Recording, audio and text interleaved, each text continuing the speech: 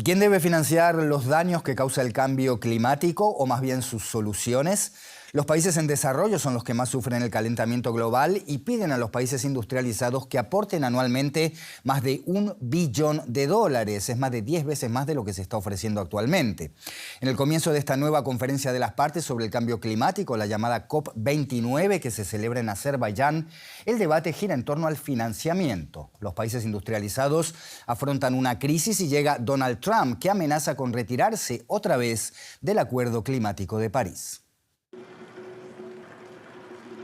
Este año la conferencia climática en Azerbaiyán gira en torno al dinero. ¿Quién debe financiar la lucha contra el cambio climático? El titular de la ONU, Antonio Guterres, señaló a los países industrializados. Todos los países deben hacer su parte y el G20 tiene que liderar. Son los mayores emisores con las responsabilidades más grandes. Deben aportar sus conocimientos tecnológicos, con los países desarrollados apoyando a las economías emergentes. La expansión de las energías renovables cuesta dinero. Los países industrializados prometieron aportar $100.000 millones anuales hasta 2025. Los países en desarrollo piden aumentar por lo menos 13 veces más esta cifra, porque son los que sufren las consecuencias del cambio climático. Tengan en cuenta la situación de los pequeños estados insulares en desarrollo. Deben incluir la adaptación, la mitigación, las pérdidas y daños y aumentar las contribuciones.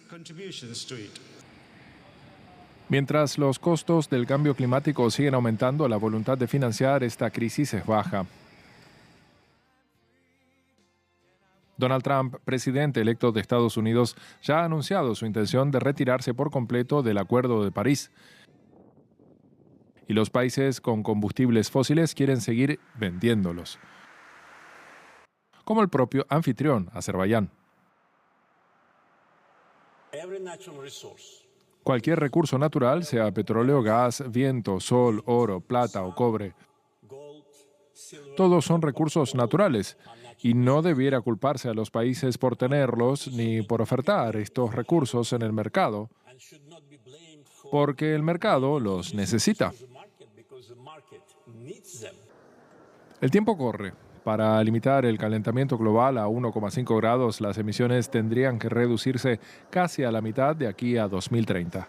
Sin embargo, los planes actuales de los estados apenas logran una reducción del 3%. Carol Guerrero, nuestra enviada especial de Deutsche Welle a la cumbre allí en Bakú, nos va a ampliar estos detalles sobre esta COP29. Carol, ¿cómo estás? Bueno, cuéntanos para empezar, ¿cómo se explica el contraste en las declaraciones, por un lado, del secretario general de la ONU, Guterres, y por otro, por ejemplo, del presidente de Azerbaiyán y anfitrión de esta COP29, quien ha dicho textualmente que el petróleo y el gas son regalos de Dios? ¿Qué es lo que se ha dicho ahí en Bakú sobre esto? Andrés, buenas noches, es un gusto saludarte. Pues mira, este contraste básicamente lo que hace es dejar en evidencia la realidad que siempre vemos en estas conferencias de las partes, y es que es muy difícil pasar de las palabras a los hechos. A mí personalmente me llamó mucho la atención la forma tan franca en la que se expresó el presidente de Azerbaiyán y anfitrión de esta COP29 cuando expresó lo que acabamos de escuchar, y es que los mercados los necesitan. Se refería al petróleo y al gas. E incluso él hizo referencia a la Unión Europea diciendo: hace 2 años me llamaron de la Unión Europea para decirme que necesitaban que yo les duplicara las exportaciones de gas y petróleo, y lo hice para ayudar a los europeos. También con esto ha querido dar como el mensaje de que aún si se tiene una agenda de abandonar los hidrocarburos muy estricta, pues la realidad es que se siguen necesitando. Esto, por supuesto, pues generó críticas aquí en Bakú, unas críticas que se vienen escuchando desde antes que comenzara la COP29 y que también escuchamos, por ejemplo, el año pasado en Dubái, en la COP28, y es que muchos ecologistas dicen que es inaudito que países cuyas economías dependen de los hidrocarburos estén acogiendo conferencias que buscan la eliminación de los hidrocarburos. De manera, Andrés, que lo que nos espera a partir del jueves, cuando comiencen las negociaciones, es algo bastante difícil para que haya un acuerdo, al menos con lo que se tiene hasta ahora.